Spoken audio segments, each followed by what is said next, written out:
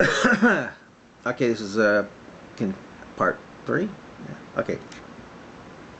Jeepers, how did that happen?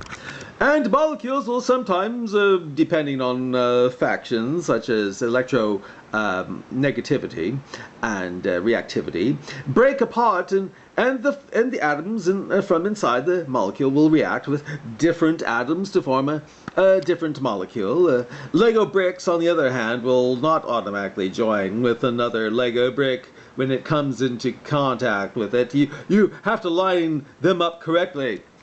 Oh, like metaphase within a cell to get a cell to form 2 cells. So simple, right? Just happened through what? Tide pole swirling or ancient thermal vent tumbling? Which? Before pushing them together, that won't happen if you are just shaking the box. So,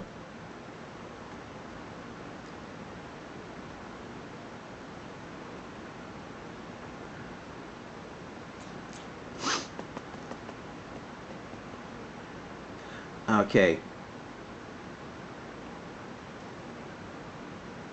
All right.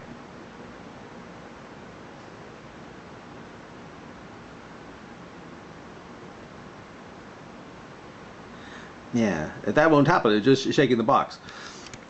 So, was it ancient tide pool swirling or ancient thermal vent tumbling that added information to the building blocks to create something that would fight against inevitable death for a while? Which was it?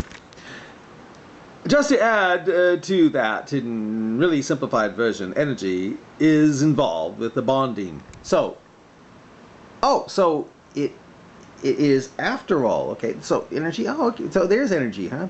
It just doesn't need to be added to the atoms, as they already have the energy needed, and like Lego bricks.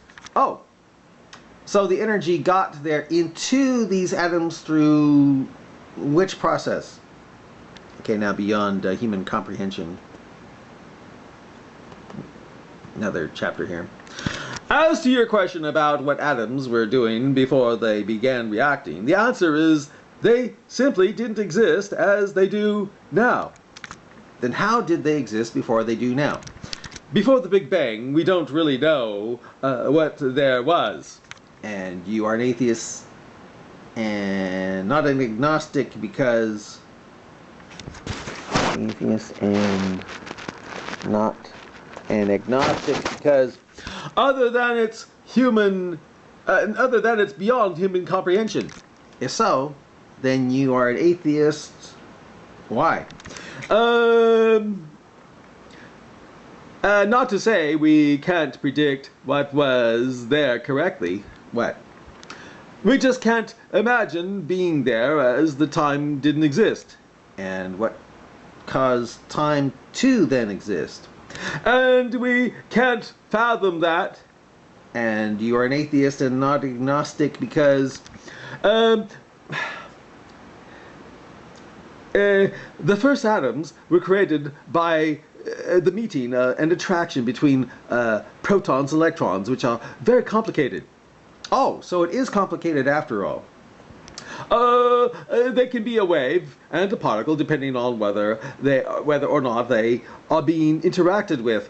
The electrons and excitations of the electromagnetic field, once again simplified, and protons are quarks that came from condensed energy equals mc squared. And energy came about to form such a formula through... Now, do you know how DNA and RNA work? Isn't that like acting... Isn't that like asking how... Isn't that like... Oh, shit, I put acting. Isn't that like... Isn't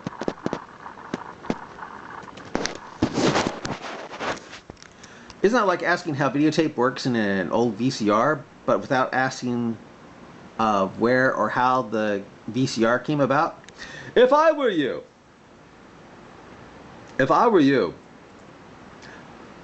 I would go and research them a bit. It's very interesting and informative. Right, but again, isn't that like asking how videotape Isn't that like, why am I saying acting? Isn't it like asking? Must have been the, yeah, I don't know why I put asking, it came out acting. Right, but again, isn't that like asking how videotape works in an old VCR, but without asking of where or how the VCR came about? Regarding your bit about random reactions and the physics that aid them, by physics I was referring to how stuff like gravity brings large amounts of matter into one area where it can react, etc. And the gravity came about through... Oh, and when I said random, I didn't mean unpredictable. I meant random, as in there was no clear pattern.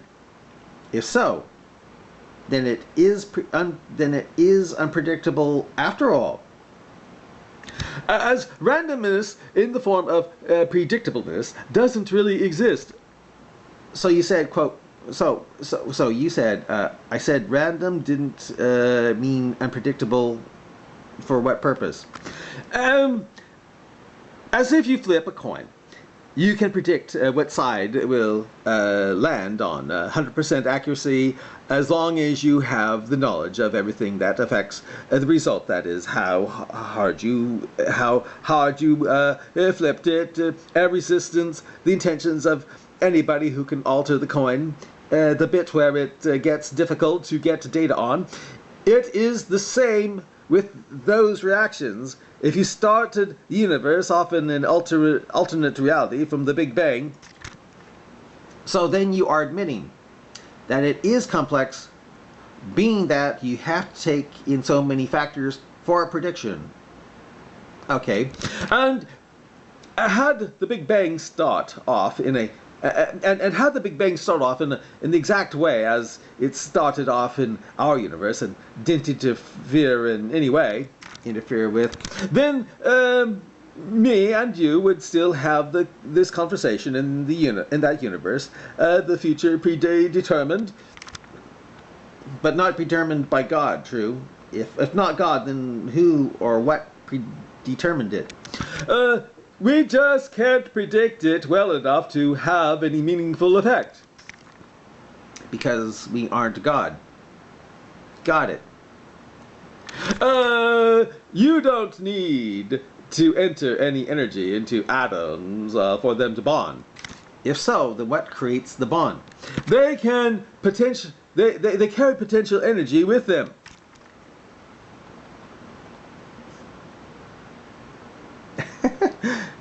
Did you say chemical energy?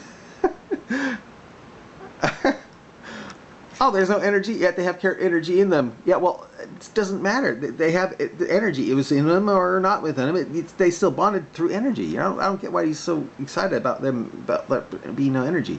He just says there is energy in them, so that's what causes them to bond. Oh, well. In the form of complicated physics reasons, in the form of complicated physics reasons to do with electrons, complicated.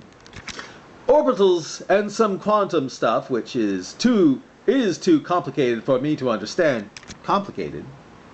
And such complicated stuff just happened. How? And bond with each other with no added input, depending on the reaction of an atom, already has its outer shell filled with, thanks to the electrons of another atom in covalent bond. It will be less likely to break the bond to form another, but single atoms, other than early period noble gases, will bond with each other and with energy, with no energy required as an input. Energy with no energy. Imagine that. And it just happened, right? Something complicated that you can't understand, true? And as to how the two are not comparable, atoms need, simplified, to have their entire outer shell filled with electrons and orbital pairs to be stable, as in to not react anymore, but the only way they can get the extra electron is from other atoms, by sharing the atoms covalently or ionically, bonding by giving and taking atoms.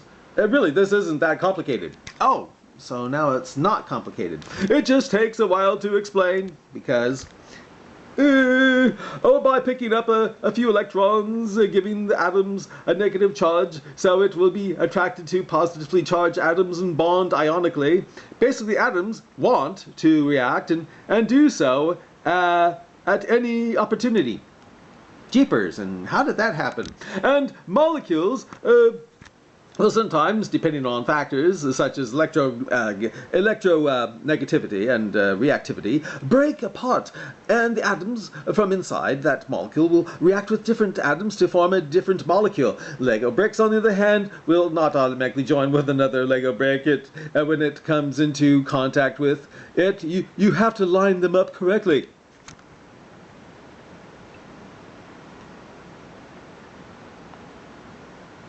Oh, like metaphase within a cell to get a cell to form two cells. So simple, right? Just happened though, right?